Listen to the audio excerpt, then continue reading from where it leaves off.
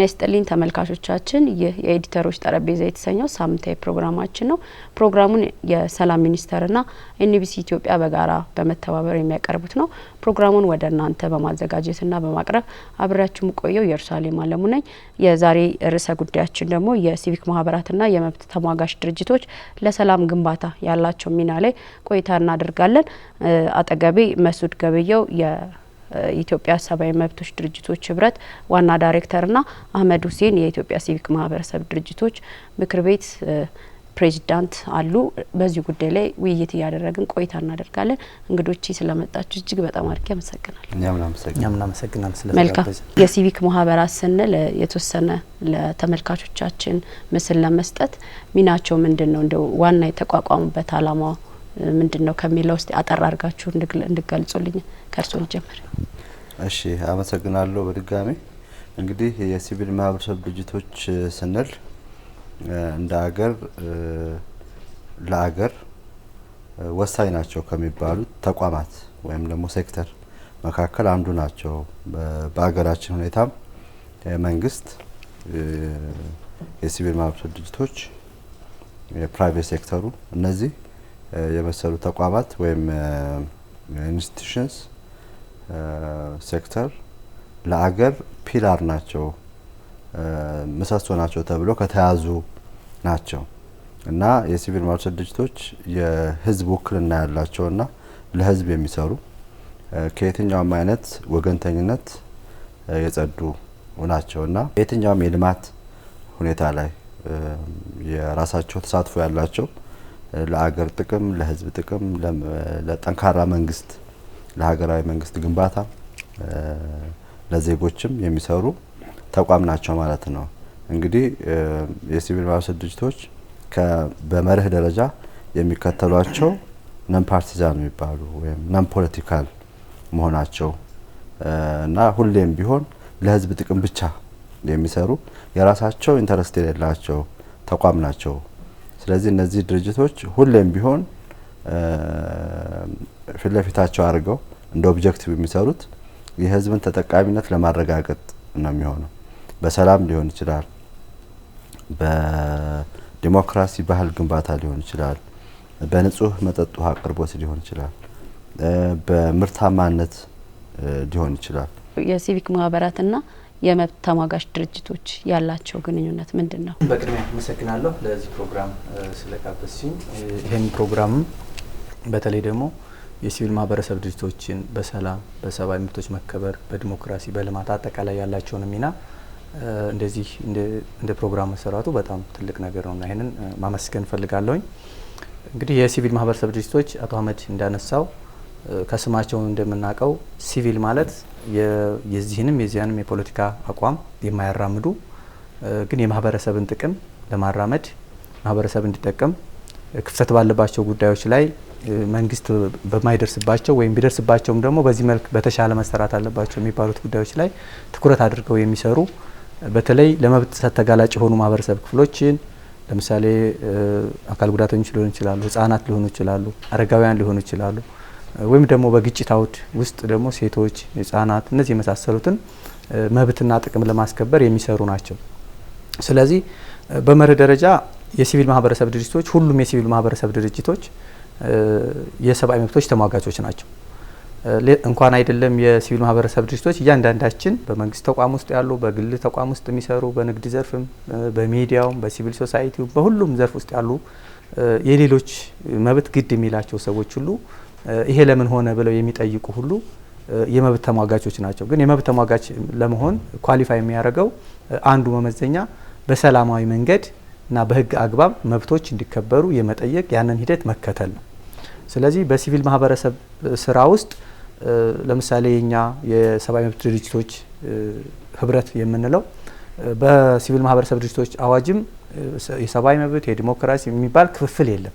ግን ትኩረት አድርገን ከምንሰራባቸው ስራዎች አንጻር ስማችንን በዛ መልክ እንዲሆን ስላደረግን ነው። ስለዚህ ሁሉም ሲቪል ማህበራት ልማት ላይ የሚሰሩት ልማት ከሌለ ሰብአዊ መብት አይከበርም፣ የመብት ተሟጋቾች ናቸው ማለት ነው። ውሃ ቆፍሮ ለበረሃማ አካባቢ ላይ ሊሆን ይችላል ወይ ደግሞ ብዙ ርቀት ሄደው ውሃ የሚያመጡ እናቶችን ያንን ውሃ በመቆፈር ተደራሽ ማድረግ ንጹህ ውሃ የማግኘት መብት ሰብአዊ መብት ነው። ስለዚህ ሁሉም የሲቪል ማህበረሰብ ድርጅቶች የሚሰሯቸው ስራዎች ዜጎች ሰብአዊ መብቶቻቸውን ኢንጆይ እንዲያደርጉ ወይም ደግሞ በመብቶቻቸው እንዲጠቀሙ የሚያደርጉ ናቸው፣ ወይም መብቶች እንዲከበሩ የሚያደርጉ ናቸው፣ ወይም ደግሞ መብቶቹ በተሟላ ሁኔታ እንዲደርሱ የሚያደርጉ ናቸው። ለምሳሌ ትምህርት ላይ የሚሰሩትን ብናይ ትምህርት የሰብአዊ መብት ነው። ስለዚህ ትምህርት ቤት መገንባት ይፈልጋል፣ መምህር መቅጠር ይፈልጋል፣ የትምህርት ግብአት ማሟላት ይፈልጋል። ያው ይሄ ሶሺዮ ኢኮኖሚክ አስፔክቱ ወይም ማህበራዊና ኢኮኖሚያዊ ይዘቱ ሰፋ ያለ ቢሆንም ግን ደግሞ ያልተማረ እና ያልነቃ ማህበረሰብ መብቱ ሊጠይቅ አይችልም። ሀሳብን ከመግለጽ ጋር ከመደራጀት ጋር ከነዚህ ጋር ቁርኝት አላቸው መብቶች አንዱ ከሌላው ጋር የማይነጣጠሉ ከመሆናቸው። ስለዚህ እነዚህ ጉዳዮች ላይ ትኩረት አድርገው የሚሰሩ ተቋማቶች የሰብአዊ መብት ተሟጋች ድርጅቶች ይባላሉ። ግለሰቦች ሆነው ደግሞ የሰብአዊ መብት ተሟጋቾች የሚባሉት እዚህም ላይ በተለይ ከአክቲቪዝምና የሰብአዊ መብት መሟገት ጋር ግልጽነት ችግር አለ። የሰብአዊ መብት ተሟጋች የምንላቸው ግለሰቦች ለሰብአዊ መብት መከበር የሚሰሩ በሰላማዊ መንገድ እና በምንም መልኩ የግጭትን ወይም ደግሞ የትጥቅን ወይም ደግሞ ሌሎችን የመሳሰሉ ነገሮችን የማይደግፉ መብቶች ባለ የህግ ማዕቀፍ ባለ አሰራር መፍትሄ እንዲያገኙ የሚሰሩ ናቸው።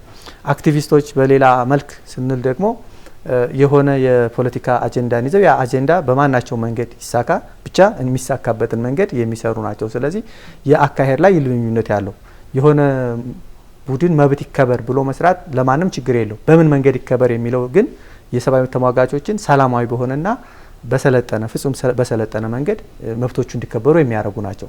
ስለዚህ እነዚህ የሰብአዊ መብት ተሟጋቾች የምንላቸው በሰብአዊ መብት ድርጅቶች ውስጥ ተቀጥረው የሚሰሩ ሊሆኑ ይችላሉ፣ ቮለንቲር የሚያደርጉ ሊሆኑ ይችላሉ።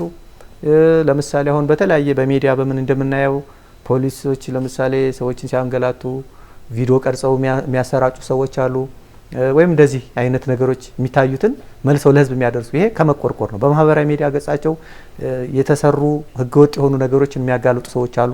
ዊስትል ብሎርስ የሚባሉ አሉ። ይሄ በተለይ ሙስናን ከመከላከል አንጻር ግን የዜጎች መብት በህግ አግባብ እንዲከበርና ያንን ማክበር ያለበት አካል ደግሞ ተጠያቂነት መምጣት ካለበት ደግሞ ያ ተጠያቂነት እንዲመጣ የሚወተውት ግፊት የሚያረግ ጫና የሚያረግ የየትኛውም የፖለቲካ አስተሳሰብን አመለካከትን የማያራምድ በዋናነት ግን ለመብት ጥሰት ተጋላጭ ለሆኑ ሰዎች የሚሰሩ ግለሰቦች የሆኑ ተቋማት የሰብአዊ መብት ተሟጋቾች ድርጅቶች ይባላሉ ማለት ነው። ስለዚህ ሁላችንም ያንን ነው የምንሰራው።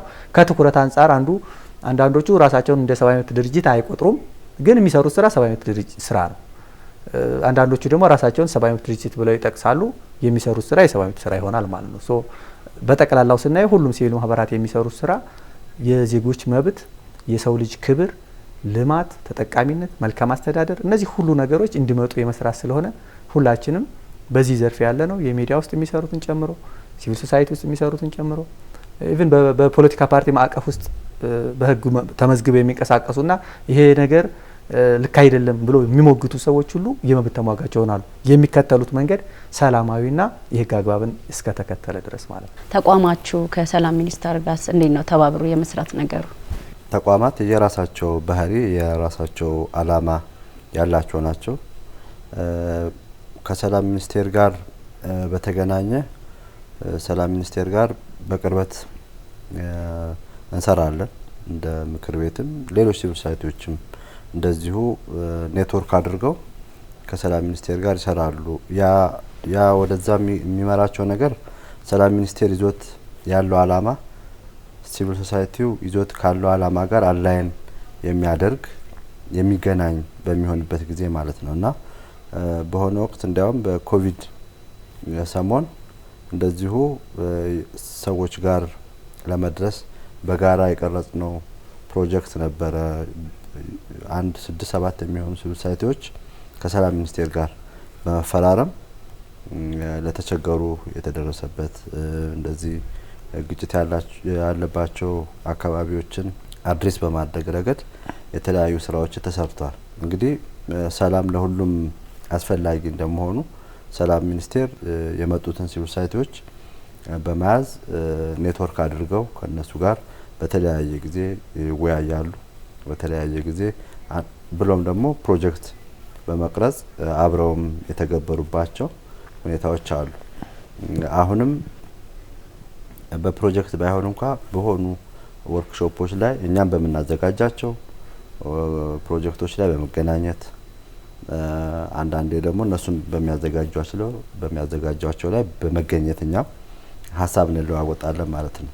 በሌላ በኩል ከኢትዮጵያ ሲቪል ማህበረሰብ ድርጅቶች ምክር ቤት ጋር የጋራ የመወያያ ጉዳዮችን ለማንሳትም አብሮ ለመስራትም የሚያስችል የመግባቢያ ሰነድ ተፈራርመ ያ ምንድነው የሚጠቅመው በሲቪል ማህበረሰብ ድርጅቶች በኩል ያለውን ፖቴንሻል ለመጠቀም እኛም ደግሞ በሰላም ሚኒስቴር በኩል ያሉ የተለያዩ አጀንዳዎችን አላማዎችን የጋራ የሚያደርጉን ጉዳዮች ስለሆኑ የሰላም ጉዳዮች አብረው ለመስራት እንደዛ አድርገናል። በሌላ በኩል የሰላም ሚኒስቴር የፖለቲካ ፓርቲዎች የጋራ ምክር ቤት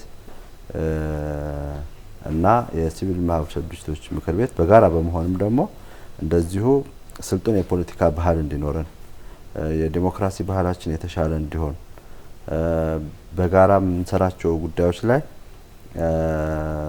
በመወያየት እንደዚሁ የሶስትዮሽ አግሪመንት ወስደን ሰርተናል። ይሄ የሲቪል ማህበረሰብ ድርጅቶች የሚሆኑ ሌሎቹ ፔኩላር ኔቸር አለን፣ የራሳችን ኔቸሮች ባህሪ አለን። ግን በአንድ ሀገር ውስጥ ስንሰራ ደግሞ አላማችን የሚገናኝበት ዞሮ ሁሉም የህዝብን ተጠቃሚነት ለማረጋገጥ የህዝቡን ደህንነት ለመጠበቅ የህዝቡን ልማት ለማረጋገጥ እስከሆነ ጊዜ ድረስ የጋራ የሚያደርጉን ነገሮች ብዙ ናቸው።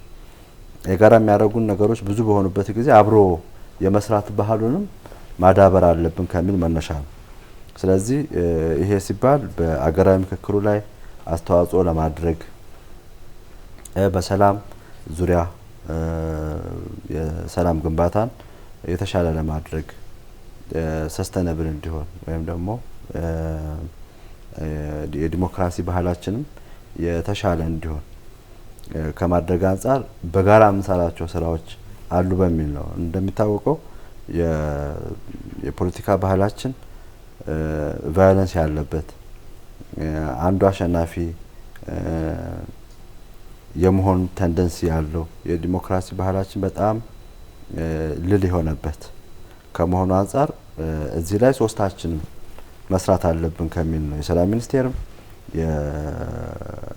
የፖለቲካ ፓርቲዎች የጋራ ምክር ቤትም የኛም ምክር ቤት እንዲህ አይነት ስራዎችን ለመስራት የሚያስችል ተቋማዊ ባህሪም ተቋማዊ ኃላፊነትም ያለብን ስለሆነ በሶስትዮሽ አግሪመንት ወስደን ስራዎችን ስንሰራ ቆይተናል። አሁንም እየሰራን ነው። በተናጠልም የምንሰራቸው ስራዎች በጋራም የምናካሄዳቸው ስራዎች ላይ ለህዝብ ጠቀሜታ ያላቸው ነገሮች ለማቀድም ስለሚያስችል በዛ መንገድ አብረን እየሰራን ነው። ተመድ በአብዛኛው ከሚኒስቴር መስሪያ ቤቱ ጋር የሚሰሩ ስራዎችን ተቋማዊ በሆነ መልኩ በተለይ እንደ ዘርፍ እንደ ሲቪል ሶሳይቲ ዘርፍ አስቀምጧል።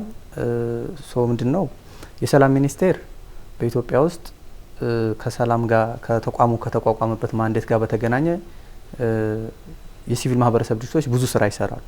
ለምሳሌ አሁን አቶ አህመድ እንዳነሳው የሽግግር ፍትህ ላይ አንዱ የሽግግር ፍትህ ለምሳሌ ትልቁ ኤሌመንት ሰላም ነው። ሰላም ሲኖር እውነት ይወጣል። ሰላም ሲኖር ፍትህ ይመጣል። ሰላም ሲኖር ተቋማት እየተጠናከሩ ይሄዳሉ። ተቋማት ላይ ያለው የማህበረሰቡ እምነት እየጨመረ ይሄዳል። ጉዳዮችን ወደ ተቋም ያመጣል። በዚሁ ማዕቀፍ የሀገራዊ ምክክርንም እንደዚሁ ተቋማትን የማጽናት ሀገራዊ የሆኑ መግባባት ያለብን ጉዳዮች ላይ የጋራ መግባባት ላይ እንድንደርስ የማምጣት ነው። ከዚህ በመለስ የሰላም ትምህርት ወይም ደግሞ ግጭት አፈታት ወይም ደግሞ የሰላም እሴት ግንባታ የምንላቸው ሁሉ በጣም ብዙ ሲቪል ሶሳይቲዎች የሚሰሩባቸው ዘርፎች ናቸው እና እነዚህ ሁሉ ስራዎች ሲሰሩ ሲቪል ሶሳይቲ ለሰላም ግንባታ የሚያደርገውን አስተዋጽኦ እንደተጠበቀ ሆኖ እንደ ሴክተር ይሄ ተቋም ደግሞ ማንዴት ያለው ነው። ምን ማለት ነው? አስፈጻሚ ነው። ሲቪል ሶሳይቲዎቹ በሚሰሯቸው የኮሚኒቲ ዲያሎጎች ወይም ደግሞ ጥናቶች ወይም ደግሞ ምክክሮች በመሳሰሉት የሚመጡ የፖሊሲ አቅጣጫ የሚፈልጉ ጉዳዮች ይኖራሉ። መንግስት እንደ መንግስት አስፈጻሚው ተቋም አካል የመንግስት አካል እንደ አስፈጻሚ አቅጣጫ መስጠት ያለበት ህግ መውጣት የሚያስፈልጋቸውን ጨምሮ። ስለዚህ ያንን ማንዴቱን ተጠቅሞ የሲቪል ሶሳይቲዎቹ በማህበረሰብ ተኮር የሚሰሯቸውን ስራዎች ከታች ጀምሮ ወደ ላይ በማምጣት ለፖሊሲ ግብአት እንደሆኑ ትልቁን ሀገራዊ ምስል እንዲኖረው በማድረግ በኩል ያንን አስተባብሮ አቀናጅቶ የመምራቱን ስራ የሚሰራ ከመሆኑ አንጻር ብዙ ስራዎች ነው እየሰራን ያለ ነው። በቅርቡም በሲቪል ማህበረሰብ ድርጅቶች ባለስልጣን እና በሰላም ሚኒስቴር እና በሲቪል ሶሳይቲዎች በጋራ የሆነ ትልቅ መድረክ አዘጋጅተን በምን ጉዳዮች ላይ የሲቪል ማህበረሰብ ድርጅቶች ጋር በትብብር ይሰራሉ የሚሉት ተለይቶ እንደውም በቅርቡ የስቲሪንግ ኮሚቴ ሚቲንግ ይደረጋል። ምንድነው በሚኒስቴር መስሪያ ቤቱ ያሉ የተለያዩ ዳይሬክተሮች አሉ የተለያዩ ጉዳዮች ላይ የሚሰሩ እነዛን ከሚመስሏቸው ሲቪል ማህበረሰብ ድርጅቶች ጋር በማስተሳሰር ያለውን የእውቀት ያለውን የሪሶርስ ያለውን ደግሞ አንዳንዴ የሚፈጠሩ አርጀንት የሆኑ ማስቸኳይ የሆኑ ጉዳዮችን በሚመለከት በመመካከር በመነጋገር በጋራ ለመስራት የበለጠ ተቋማዊ አድርጎ ለመስራት ይሄንን ኢኒሼቲቭ ጀምረናል ማለት ነው እና በሰላም ጉዳዮች ላይ ዲሞክራሲን ኮንሶሊዴት በማድረግ ልማትን በመብት ተኮር ባደረገ መልኩ በመስራት በኩል የሰላምን እሴት ግንባታ የሚያመጡ ማናቸውም ስራዎችን በምንሰራ ጊዜ የሰላም ሚኒስቴር እንደ ተቋም ይደግፋል ያግዛል። እነሱም በሚሰሯቸው ስራዎች ደግሞ የሲቪል ሶሳይቲዎቹ በሚችሉት አቅም ይደግፋሉ ያግዛሉ ማለት ነው። በትልቁ ስናየው ግን አቶ አህመድ እንዳነሳው በምክር ቤቱ እና በሰላም ሚኒስቴር በኩል በተፈጠረው የመግባቢያ ስምምነት መሰረት በዛ አውድ እየተጠናከረ የሚሄድ ነው ማለት ነው። አዲሱ የሲቪክ ማህበራት አዋጅ ለሰላም ግንባታ ምን ያክል እንድትሳተፉ ረድቷቸዋል ማለት ይቻላል? ጥሩ ጥያቄ ነው። ይሄ የአዲሱ ህግ 11/13/2011 የሲቪል ማህበረሰብ ድርጅቶች የመደራጀት መብታቸውን ያስጠበቀ ሲቪል ማህበረሰብ ድርጅቶችን በአግባቡ ዲፋይን ያደረገ እና ደግሞ ከባህሪያቸው አንጻር ሊሰሯቸው የሚችላቸውን ስራዎች ኤግዞስቲቭሊ መስራት እንዲችሉ የሚያደርግ አዋጅ ነው። ይሄ ከበፊቱ አንጻር ስናየው 621 ተብሎ በተለምዶ የሚጠራው የቀድሞ አዋጅ የመደራጀት መብትን የሚነፍግ የነበረና ድርጅቶች ስራዎቻቸውን ለመስራት በጣም አስቸጋሪ ጊዜን ያሳለፉበት ነው። ያ ምንድነው? ከአስተሳሰብ የሚመነጭ ነው። የሲቪል ማህበራትን እንደ ስጋት ከማየት የዘለለ እሳቤ አልነበረውም። ያም እሳቤያቸውን በሚያረጋግጥ ሁኔታ 621 አዋጅ ሆኖ ወጥቶ በአሰራርም የተደገፈ ሲቪል ማህበራቱ በተለይ በሰብአዊ መብት በዲሞክራሲ በሰላም እና መሰል እንደዚህ አይነት የመብት ጉዳዮችን ከመስራት አንጻር በእጅጉ የገደባቸው የነበረ ነው። ከውጭ ገንዘብ ማምጣት እንዳይችሉ የሆነበት ከውጭ ገንዘብ ማምጣት የሚችሉት 10% ብቻ እንደሆነ 10% ከውጭ ካመጡ 90%ን ከዚህ ከሀገር ውስጥ መሸፈን እንዳለባቸው ይሄ ማለት በተዘዋዋሪ በመብትና መሰል ጉዳዮች በሰላም ዙሪያ በዲሞክራሲ በሴቶች መብቶች በወጣቶች ዙሪያ መስራት የማይቻልበት ሁኔታ ነበር።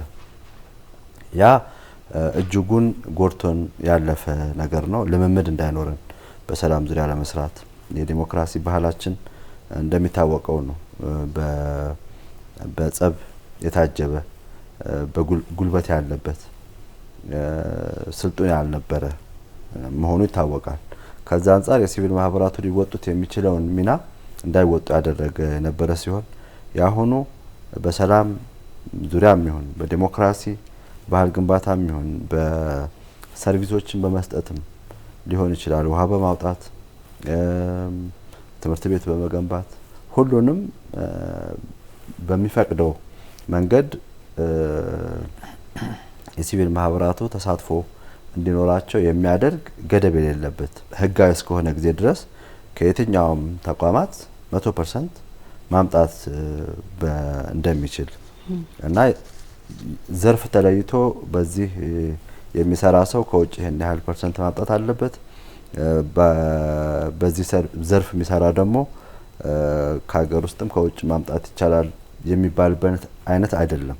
ስለዚህ ሰው እንደሚፈልገው አላማ የራሱን አላማ ይዞ መስራት የሚችልበትን አሰራር የዘረጋ ከእሳቤ የሚመነጭ የሲቪል ማህበረሰብ ድርጅቶች ለአገር ምሰሶ ናቸው የሚለውን አስተሳሰብ ያንጸባረቀ አዋጅ ነው። በእሳቤም ደረጃ ከተለያዩ የመንግስት ተቋማትም ጋር በፕራይም ሚኒስተር ኦፊስም ባለው እሳቤም ይሄ አይነት እሳቤ ያለው ነው።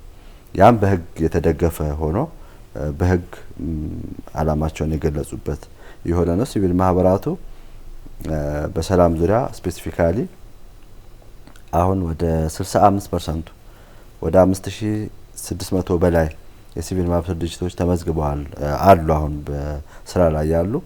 ከዚህ ውስጥ 65%ቱ አዲስ የሲቪል ማህበረሰብ ድርጅቶች ናቸው ሪፎርሙ ከመጣ ወዲህ የተመዘገቡ። እነዚህ የሲቪል ማህበረሰብ ድርጅቶች በአብዛኛው ሰላም ላይ እና ዲሞክራሲ ላይ ለመስራት እንደ ኦብጀክቲቭ ያስገቡት ነው። ሊስት ውስጥ በሁሉም ላይ ብንሄድ ሊስት ውስጥ የምናገኘው። ስለዚህ ይሄ ማለት ከአዋጁን ተከትሎ የመንግስትን እሳቤ ተከትሎ የመጣ ፍላጎትም የራሳቸውን ኦብጀክቲቭ ለማስፈጸም የሚረዳቸው ሆኖ እናገኘዋለን። ስለዚህ አበረታች ሆኖ ስለመጣ አብዛኛው በሰላም ላይ ለመስራት ፍላጎትም ያሳየበት በሚችለው አቅም ደግሞ ኮሎች በሚወጡ ጊዜ የተወዳደረ በየቦታው ሰላም ጦት ባለባቸው አካባቢ ውይይቶች እንዲኖሩ ሰው የመወያየት ባህል እንዲኖረው ከማድረግ አንፃር ብዙ የተሰራበት ያለ ነው ማለት ነው። ስለዚህ ትልቅ እድል ነው ይዞ የመጣው። በአሰራር በምን ሊስተካከሉ የሚገባቸው ጉዳዮች እንደተጠበቁ ሆነው በህግ ደረጃ በእሳቤ ደረጃ ያለው ነገር ሲቪል ማህበራቱ መንቀሳቀስ ከቻሉ ፍላጎታቸውን መግለጽ የሚችሉበት በአሰራርም ደግሞ የተሻለ የሚባልበት ነገር ያለው ነው።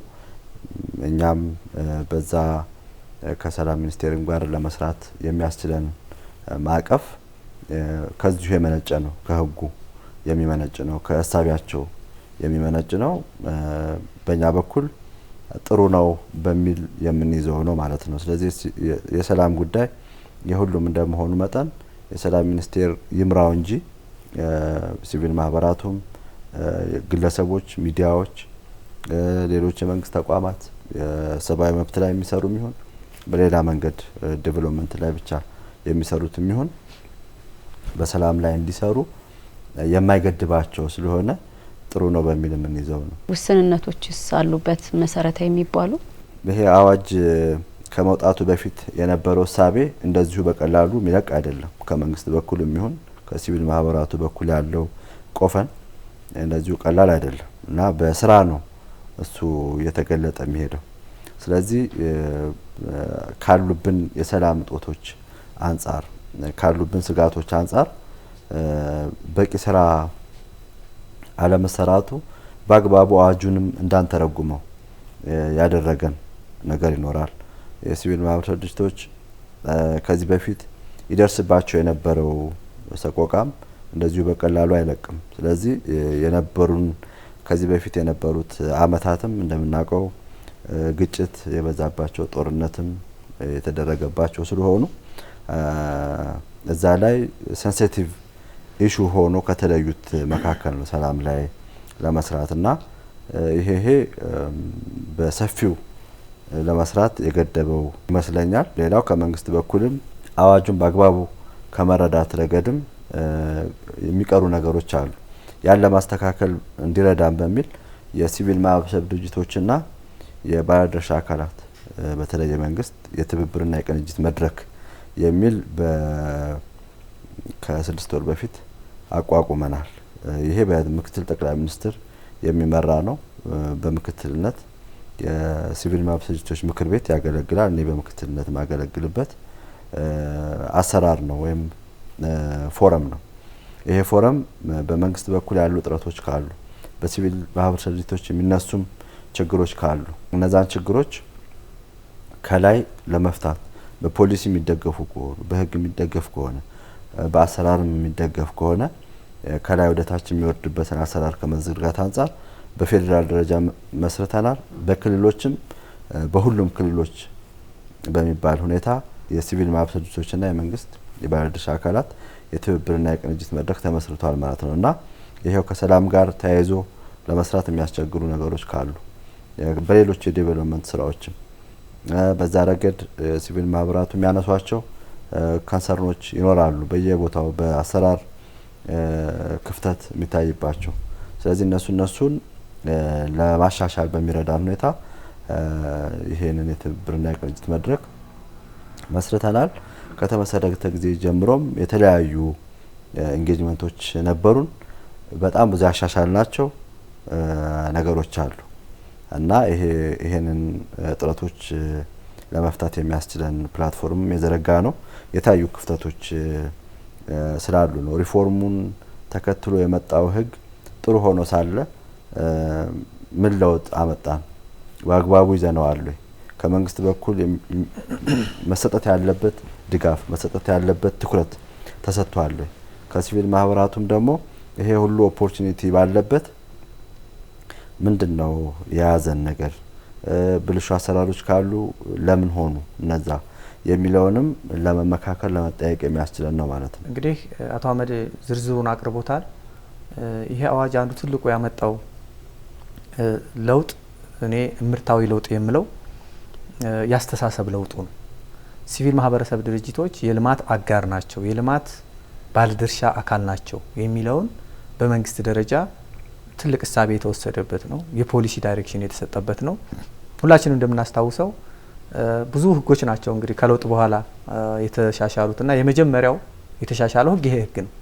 የመጀመሪያም ለመሆኑ አንዱ ትልቁ ሲቪል ማህበራቶቹ በንቃት ከመንግስት ጋር በፊትም ከለውጥ በፊት ከነበረው መንግስትም ጋር ከለውጥ በኋላም ከመጣው መንግስት ጋር ኤቪደንሶችን ወይ ማስረጃዎችን ይዘው የሴክተሩን አስፈላጊነት በተለይ በሰላም ላይ በዲሞክራሲ ላይና በሰብአዊ መብቶች ላይ በፊት በነበረው 621 በፈጠረው ማነቆ ባለመስራታችን እንግዲህ ከ97 ምርጫ በኋላ ብዙዎቹ ህጎች የተዘጉበት ነው። የፖለቲካ ምህዳሩ እንዲጠብ የተደረገበት የነበረ ነው። ምርጫ ህጉን፣ የሲቪል ማህበረሰብ ድርጅቶች አዋጅን፣ የሚዲያ አዋጁን፣ የኮምፒውተር ክራይም ናቸው ብዙ ህጎች ተሻሽለው ዜጎች ሀሳባቸውን መግለጽ እንዳይችሉ በሲቪል ሶሳይቲም ሆነ በፓርቲ ማዕቀፍ በሚገባ ተደራጅተው ሞጋች ሀሳብ አማራጭ ሀሳብ ማምጣት እንዳይችሉ የተደረገበት ነውና ይሄ ትልቁ ለውጡ ያስተሳሰቡ ነው። ሁለተኛው የኦፕሬሽን የዓላማ ነጻነት አቶ አህመድ ያነሳው በፊት ምንም አይነት ስለ አድቮኬሲ ስለ ሰላም ስለ ዲሞክራሲ ስለ መሳሰሉ ጉዳዮች በጭራሽ ማውራት አይቻልም። በጭራሽ ያን መስራት በማይቻልበት እንዴት ነው የነቃ ማህበረሰብ ሞጋች ማህበረሰብ መፍጠር የሚቻለው የሚለውንም መንግስት አቋም ይዞ ከማናቸውም ህጋዊ ምንጭ ህጋዊ ስራና የማህበረሰብን ሞራል ባከበረ መልኩ መንቀሳቀስ አለበት የሚል ሰፊ ኦፕሬሽናል ፍሪደም ወይም የስራ ነጻነት የዓላማ ነጻነት የሰጠበት ነውና ምናልባት እንደ ቻሌንጅ ወይም እንደ ተግዳሮት ከሚታዩት ውስጥ ሲቪል ማህበረሰብ ድርጅቶቹ አዋጁ በፈጠረው ስፔስ ልክ ያለ መስራት እንደ አንድ የሚታይ ነገር ነው። ሁለተኛው ከዛ አሁን የፓራዳይም ሽፍት ነው ያደረግነው።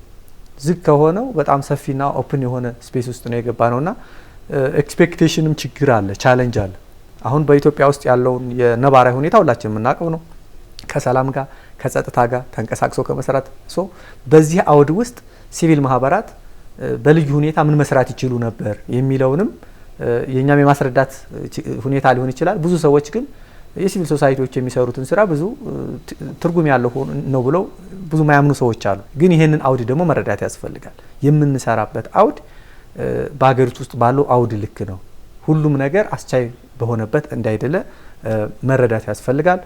አዋጁ ሲወጣ አንዳንድ ቢሻሻሉ ብለን የጠየቅናቸው ነበሩ። በቅርቡም የአዋጁ ማሻሻያ ላይ በተነሱት ላይ ያነሳናቸው አሉ።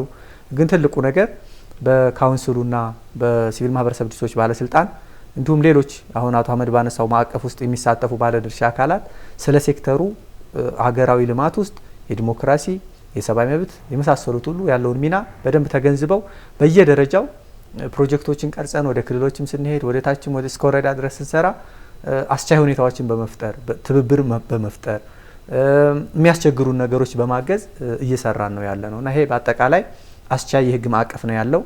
ይሄ ማዕቀፍ አስቻይነቱ ብቻውን በቂ ስላይደለ በተግባር ደግሞ ሲቪል ማህበራት ነቅተው መስራት ይጠበቅባቸዋል። መንግስትም የበለጠ አስቻይ ሁኔታዎችን እያሰፋ እየደገፈ እያገዘ መስራት ያስፈልገዋል። ለዚህም አንዱ የሰላም ሚኒስቴር አሁን ከሲቪል ማህበራት ጋር እየሰራ ያለው እንደ አንድ ማሳያ የሚነሳ ነው ብዬ ነው የማስበው። ተመልካቾቻችን እየተከታተላችሁት የሚገኘው ሳምንታዊ ፕሮግራማችን ነው። የፕሮግራማችን ርዕሰ ጉዳይ ደግሞ የሲቪክ ማህበራትና እንዲሁም ደግሞ የመብት ተሟጋቾች ለሰላም ግንባታ ያላቸው ሚና ላይ ነው ውይይት እያደረግን ያለ ነው።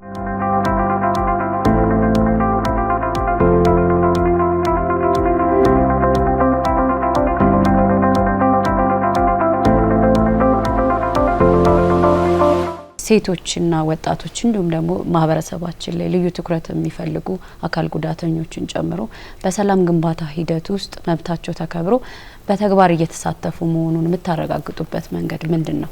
እንዴትስ ነው የምታረጋግጡት? እንዴት ነው የነዚህን ማህበረሰብ ክፍሎች ተጠቃሚነት የምናረጋግጠው ወይም ተጠቃሚ ሆናቸውን የምናውቀው የሚለው እንግዲህ እያንዳንዱ ሲቪል ሶሳይቲ ስራ ሲሰራ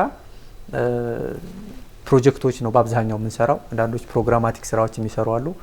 ሶ ፕሮጀክቶቹ እንግዲህ የራሳቸው ሎግ ፍሬም ወይም ደግሞ የለውጥ አመላካች አሰራር ስነ ስርዓት አላቸው። ሶ ስራዎቹ ሲሰሩ ምንድነው እንዲለወጥ የምንፈልገው በረጅም ጊዜ የፕሮጀክቱ በኢምፓክት ሌቭል ወይም የሚፈጥረው ተጽዕኖ ወይም የለውጥ ማሳያው ምንድነው የሚለው ፕሮጀክቶቹ ላይ ይቀመጣሉ።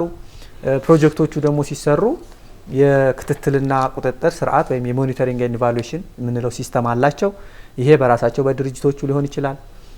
አንዳንዶቹ ስራዎች ደግሞ በባህሪያቸው የዘርፍ ተቋማት ጋር ትብብር አድርገው ካልተሰራ የማይሰሩ አሉ። ለምሳሌ ትምህርት ላይ የሚሰራ ሲቪል ማህበረሰብ ካለ ከትምህርት ሚኒስቴር ጋር ከትምህርት ቢሮ ጋር ከትምህርት መምሪያ ትምህርት ጽህፈት ቤት እያለ እስከ ታች ድረስ በቅንጅት ነው የሚሰራው። ምክንያቱም በልዩ ሁኔታ መንግስት ሬጉሌት የሚያደርገው ሴክተር ስለሆነ የመንግስትን ዝቅተኛው መስፈርት ያሟላ በትምህርት መስጠት ከሆነ ትምህርት ቤት ግንባታ ከሆነ ያስተማሪ ምደባ ከሆነ whatsoever። ስለዚህ በአጠቃላይ ከነዚህ ተቋማት ጋር በቅንጅት ስለምንሰራ ስታንዳርዱ መንግስት ለነዛ አገልግሎቶች ያስቀመጠውን ስታንዳርድ መከተል ይሆናል ማለት ነው። እንደዚህ ያልሆኑ ለምሳሌ በሰብአዊ መብቶች ላይ ግንዛቤ እንደምንፈጥረው ስለ አካል ጉዳተኞች መብት፣ ስለ ህጻናት መብት፣ ስለ አረጋውያን መብት፣ ስለ ተፈናቀሉ ሰዎች መብት የምንፈጥራቸው ግንዛቤ ማስጨበጫዎች ደግሞ እነዚህን ግንዛቤ ስናስጨብጥ ኤክስፔክት የምናረጋቸው ለውጦች አሉ። እነዛን ትራክ የምናረግባቸው ወይም ደግሞ የለውጥ አመላካች የምንላቸው የምንከታተልባቸው ከሪፖርቶች ሊሆን ይችላል። በተደራሽ ያደረግናቸውን የማህበረሰብ ክፍሎች ፕሮጀክቶች ተጠቃሚ ያደርጓቸውን የማህበረሰብ ክፍሎች ደግሞ ፓርትነሮች ሊሆኑ ይችላሉ። እንደዚሁ ተፈራራሚ የመንግስት አካል ሊሆን ይችላል። ሄዶ በመጠየቅ የተለያዩ መከታተያ ቱሎች ወይም መሳሪያዎች አሉ። በነዛ ነው የሚለካው። በዋናነት ሰላም ላይ የሚሰራ ስራ በቀላሉ እኔ ሰርቼው መጣ ነው ከሌ ሰርቶት የመጣ ነው የሚባል አይደለም። ምክንያቱም ሰላም ብዙ ባለድርሻ አካላት አሉት። ሰላም እንዲገነባ ሰላም እንዲሰፍን የሚሰሩትን ያክል ሰላም እንዳይኖር ደግሞ የሚሰራ ማለት በቃ እንደ ስራ አድርጎ መረበሽን ነውጥ መፍጠርን የሚሰራ አካላት አሉ።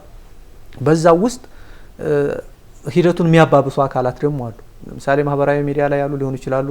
በተለያየ መልኩ የኢትዮጵያን ሰላም የማይፈልጉ ከጂኦፖለቲካው አንጻር ሊሆን ይችላል፣ ከፖለቲካ አቋም አንጻር ሊሆን ይችላል። በተለያየ ምክንያት ትንንሽ ነገሮችን በማጉላት ትንንሽ ግጭቶችን ትልቅ ስም በመስጠት እንደዚህ የሚሰሩ አካላት አሉና የሰላም ስራ ኮንቲኒዩስሊ የሚሰራ ነው። የሰላም ስራ አንዱ ብቻ ሰርቶት የሚመጣ አይደለም። የብዙ ተቋማትን ቅንጅት፣ የብዙ ተቋማትን ልፋት፣ የብዙ ተቋማትን ሰልፍለስ ሆኖ ከራስ በላይ ሆኖ መስራት የሚጠይቅ ስራ ነውና በዚህ ሂደት ውስጥ ግን ሰላም ሲመጣ ሴቶች፣ አካል ጉዳተኞች፣ አረጋውያን፣ የተፈናቀሉ ሰዎች እነዚህ ሁሉ የመጀመሪያ ተጠቃሚ ናቸው። ስለዚህ የመጀመሪያ ተጠቃሚ እንደመሆናቸው የመጀመሪያም ደግሞ ሰላም በሚጠፋ ጊዜ ተጎጂ ናቸው። ስለዚህ ሰላምን ዋጋ የሰላምን አስፈላጊነት እንዲገነዘቡ የምንሰራቸው ስራዎች አንዱ ማሳያ ግጭቶች ሲከሰቱ እንዴት ማኔጅ ያደርጓቸዋል ሳይስፋፉ ባህላዊ ስርዓቱን በመጠቀም መደበኛውን የህግ ማስከበር ስርዓት በመጠቀም ከፍትህ ተቋማት ጋር በመተባበር የተለያዩ የሃይማኖት ተቋማት ሊሆኑ ይችላሉ፣ ሲቪል ማህበራት ሊሆኑ ይችላሉ የሚሰሯቸውን ስራዎች በመደገፍ በመሳሰሉት የሚመጡ ያባይ ሰራ ኖሮ ሊመጡ የሚችሉ ነገሮችንም ታሳቢ ባደረገ መልኩ ሊለካ ይችላልና አጠቃላይ በእነዚህ ሂደቶች ውስጥ በአብዛኛው የጠቀስኳቸው ተጋላጭ የማህበረሰብ ክፍሎች የመጀመሪያ ተጎጂ እንደመሆናቸው መጠን የመጀመሪያም ተጠቃሚ ደግሞ ይሆናሉ። ስለዚህ ማናቸውም በሰላም ሊሆን ይችላል፣ በዲሞክራሲ ሊሆን ይችላል፣ በሰብአዊ መብት ስራ ሊሆን ይችላል ወይም በሌላም በልማትም ስራ የሚሰራ ስራ ሁሉ እነዚህን ተጋላጭ የማህበረሰብ ክፍሎች ያማከለ የነሱን ፍላጎት ማዕከል ያደረገ አሁን አንዳንዱ ሲቪል ሶሳይቲዎችም ላይ አልፎም ቢሆን የሚነሳው የሚሰሯቸው ፕሮግራሞች ማህበረሰቡን ፍላጎት ያማከሉ ወይም ደግሞ በማህበረሰቡ ኮክሬት የተደረጉ ኮዲዛይን የተደረጉ አይደሉም የሚሉ ይነሳሉ። ይሄ እንግዲህ ኮንስቲትዩዌንሲ ቢልዲንግ ወይም ደግሞ ታች በማህበረሰብ ደረጃ ይሄ እንግዲህ በቀበሌ በትንሹ የመንግስት ስትራክቸር በቀበሌ ወይም በኮሚኒቲ ሌቭል ማለት ነው ስራን በደንብ አድምቶ ከመስራት ጦት የሚመጣ ነው። ሶ አንዳንዶቹ ፖሊሲ ሌቭል አድቮኬሲ ይሰራሉ፣ አንዳንዶቹ ኢንተርሚዲያሪ አማካይ ላይ ይሰራሉ፣ አንዳንዶቹ ደግሞ ኮሚኒቲ ሌቭል ይሰራሉ። ይሄንን ሲነርጂ ወይም ቅብብሎች ወይም መስተጋብራዊ ስርዓቱን በማጠናከር ሲሰራ በእያንዳንዱ ስራ ውጤት ውስጥ የነዚህን የማህበረሰብ ክፍሎች ተጠቃሚነት በግልጽ ማሳየት በግልጽ ማጉላት እና እነሱ ራሳቸው የማህበረሰብ ክፍሎቹ ራሳቸው ከነዚህ ሁሉ ኢንተርቬንሽኖች ወይም የሰላም ስራዎች ያገኟቸውን ውጤቶች መናገር ይችላሉ ማለት ነው። በእንደነዚህ አይነት መልኩ የስራዎችን ውጤት ማሳየት ይቻላል ብዬ ነው ማስበው። አገር በቀል የሽምግልና ስልቶች አሉ። ግጭቶች በሚነሱ ወቅት ወይም ደግሞ ሰላማዊ የሆኑ ሂደቶችን ስታከናውኑ እንዴት ነው እነዚህን አጣጥማችሁ የሽምግልና ስልቶችን ከስራችሁ ጋር አጣጥማችሁ የምትጓዙት? እንግዲህ ባህላዊ የግጭት አፈታት ስርዓቶችን በሚመለከት እንደምናውቀው በብዙ የኢትዮጵያ አካባቢዎች በሁሉም ኦልሞስት ማለት በሚቻልበት ደረጃ እያንዳንዱ ማህበረሰብ የራሱ ግጭቶችን የሚፈታበት ግጭቶችን እንዳይከሰቱ የሚከላከልበት ኢቭን የግጭት አዝማሚያዎችን ተንትኖ መፍትሄ የሚሰጥበት መረጃ የሚለዋወጥበት ብዙ አይነት ስርዓቶች አሉ። እነዚህ ስርዓቶች አንዳንዶቹ በህግ የተደገፉ አንዳንዶቹ ደግሞ በባህል የዳበሩ ናቸው እና በቅርቡ እንደምናውቀው በብዙ የኢትዮጵያ ክልሎች ኦልሞስት አብዛኛዎቹ ክልሎች የባህላዊ የፍርድ ስርዓቶችን ወይም የፍትህ መስጫ ስርዓቶችን ተቋማዊ ያደረጉበት አዋጆችን በማውጣት እና እነዚህን ባህላዊ ስርዓቶች ደግሞ ያው የሚነሱባቸው አንዳንድ ክፍተቶች አሉ። ለምሳሌ ወጣቶችን ተሳትፎ የሴቶችን ተሳትፎ ወንዶችና ሽማግሌዎች ሞኖፖላይዝ ያደረጓቸው በብዛት እነሱ የሚወስኑባቸው ናቸው። የወጣቶችን ተሳትፎ ያሳነሱ ናቸው፣ የሴቶችን ተሳትፎ ያሳነሱ ናቸው የሚሉ እንትኖች አሉ፣ ክርክሮች። ይሄንን ታሳቢ ባደረገ መልኩ ኢትዮጵያ ተቀብላ ያጸደቀቻቸውን ዓለም አቀፍ የሰብአዊ መብቶች ህገ መንግስቱን የክልል ህገ መንግስታትን ባከበረ መልኩ ክልሎች ኦልሞስት በአብዛኛዎቹ ክልሎች የባህላዊ የእርቅ መፍቻ ተቋማትን የህግ ማዕቀፍ ሰጥተው ከመደበኛው የሰላም ማምጫና የእርቅ ወይም የግጭት መፍቻ ተቋማት ጋር እንዲዋሃዱ አድርገዋል። ይህን በሚመለከት የኦሮሚያ ክልል ግንባር ቀደም ነው። በቤንሻንጉል በቅርቡም አቶ አህመድ ምንም የተገኘንበት በአማራ ክልል ጠቅላይ ፍርድ ቤት የተዘጋጀ እዚሁ ላይ ያተኮረ ትልቅ ዓለም አቀፍ ኮንፈረንስ ነበርና እነዚህን ከመደበኛው የፍትህ ስርዓት ጋር በማቀናጀት የቅብብሎች ስርዓት በመፍጠር ክፍተቶቻቸውን ደግሞ በሂደት እያስተካከሉ እንዲሄዱ በማድረግ በኩልና ስታንዳርዱ የዜጎችን መብት በማይጥስ መልኩ በማድረግ የሚካሄድበት ነው። ስለዚህ እነዚህን ባህላዊ የግጭት መፍቻ መንገዶች በተለይ በቅርቡ በጀመርናቸው አሁን እንደ ሀገርም የጀመረው የሽግግር ፍትህ ሂደት አለ። የዚህ የሽግግር ፍትህ አንዱ ኤሌመንት ወይም አንዱ ይዘት የተጠያቂነት ጉዳይ ነው። የተጠያቂነት ጉዳይ በመደበኛው የፍርድ ቤት ተቋማት ቀርበው የሚታዩ ጉዳዮች ይኖራሉ። እንደ ጉዳዩ ክብደት በሽግግር ፍትህ ፖሊሲውና በፖሊሲው ማስፈጸሚያ ስትራቴጂ ላይ እንደው በግልጽ እንደተቀመጠው ደግሞ ክልሎች የተሰጣቸው ስልጣን አለ። ባህላዊ የግጭት መፍቻ ስርዓትን ተጠቅመው እርስ በርስ የተጣሉ የተገዳደሉ ሊሆኑ ይችላሉ፣ የተፈናቀሉ ሊሆኑ ይችላሉ። እነሱ ሰዎች ዘላቂ መፍትሄ የሚያመጡበትን ባህላዊ ስርዓቶቻቸውን ግን አሁን እንዳነሳሁት ቤንች ማርኮችን ባከበረ መልኩ ማለት ነው እንዲያረጉ የምናረግባቸው አሉ። ሶ በዚህ ላይ የሪኮንሲሊዬሽን ወይም ይሄ የእርቅ ስራ ይሄ የጎሳ በጎሳ ደረጃ ሊሆን ይችላል፣ በማህበረሰብ ደረጃ ሊሆን ይችላል፣ በግለሰብ ደረጃ ሊሆን ይችላል። እነሱን የማጽናት በግጭት ሂደት ውስጥ ደግሞ የተጎዱ የማህበረሰብ ክፍሎች ከዛ ጉዳታቸው እንዲያገግሙ የሳይኮሶሻል ወይም ይሄ የስነ አእምሮ ድጋፍን በማድረግ ሰዎች በግጭት አውድ ውስጥ ወይም በዛ በተፈጠሩ ችግሮች ውስጥ ያዩዋቸው የታዘቧቸው ወይም ኤክስፔሪየንስ ያደረጓቸው ነገሮች አእምሯቸው ላይ ጫና ስለሚፈጥሩ ይቅርታ ለማለትም ወደፊት ሙቭ ለማድረግም የሆነውን ነገርም ለመቀበልም ስለሚቸገሩ እነዚህን ከባህላዊ ስርዓቶች ከሃይማኖታዊ ስርዓቶች ከነዚህ ጋር በማቀናጀት የይቅርታን አብሮ የመኖርን ለተፈጠሩ ነገሮች ደግሞ ባለው የህግ ማዕቀፍ በባህላዊም በዘመናዊ በተዋሃደ መልኩ መፍትሄ እየሰጡ ወደፊት ሪኮንስትራክት እንዲደረግ ወይም ደግሞ ድሮ የነበረው በግጭቶቹ ምክንያት የተፈጠሩት ክፍተቶች እየተዘጉ እንዲሄዱ የማህበረሰቡ ኑሮ ተመልሶ ወደ ነበረበት ወደ ሰላሙ ወደዛ እንዲመጣ በማድረግ የምንሰራባቸው ስራዎች አሉ። ስለዚህ የምንከተለው ፍሬምወርኩ ከህገ መንግስቱ ጨምሮ ኢትዮጵያ ከተቀበለቻቸው ዓለም አቀፍ ስምምነቶች ጨምሮ የክልል ህገ መንግስታትና አሁን ያልኩትን የባህላዊ የእርቅ መፍቻ ተቋማትን ማቋቋሚያ አዋጆችን እነሱንም ጭምር በመደገፍ ምክንያቱም መደበኛው ፍርድ ቤት ላይ የሚመጣውን ጫና ራሱ ሲግኒፊካንትሊ የሚቀንሱ ናቸው። በጣም ቅቡልነት ያላቸው ናቸው። በጣም ተወዳጅና ተፈላጊ ናቸው። ከዋጋም ከወጭም አንጻር በጣም ኮስት ኢፌክቲቭ በማህበረሰብ ደረጃ ምናልባትም በዛፍ ስር ወይም ደግሞ በሆነ በትንሽ በሰፈር ደረጃ መፍትሄ የሚሰጡ ስለሆነ እነሱ ደግሞ የአስገዳጅነት እውቅና ስለሚሰጣቸው ተፈጻሚነትም ስላላቸው ይሄ ትልቅ ስራ ነው። እዚህ ላይ ብዙ ስራዎች እየሰራን አጠቃላይ ለዘላቂ ሰላም አስተዋጽኦ ለማድረግ የሞከርነው ያለ ነው። ብዙ ሲቪል ሶሳይቲዎች በዚህ ላይ ይሳተፋሉ። አቶ አህመድ እዚህ ላይ የሚሉታል? አዎ እንግዲህ እነዚህ አማራጭ የሙግት መፍቻ ምንላቸው ወይም ደግሞ ሽምግልና በየክልሉ በየቦታው ያሉ ናቸው። በኢትዮጵያ እንደ ኢትዮጵያ ባለ ታሪክ ባለው ሀገር ውስጥ የሀገረ መንግስት ግንባታ ውስጥ ትልቅ ሮል የነበራቸው ናቸው እነዚህ ሽምግልና ተቋማት። እንግዲህ በአማራ ክልል ብንሄድ ወደ ወሎ አካባቢ የአበጋር ዘወልድ የሚባሉ እነዚህ የግጭት መፍቻ ዘዴዎችን ኤክሰርሳይዝ የሚያደርጉበት ትልቅ ፕላትፎርሞች ናቸው። በሰፊው የሚታወቅ ነው።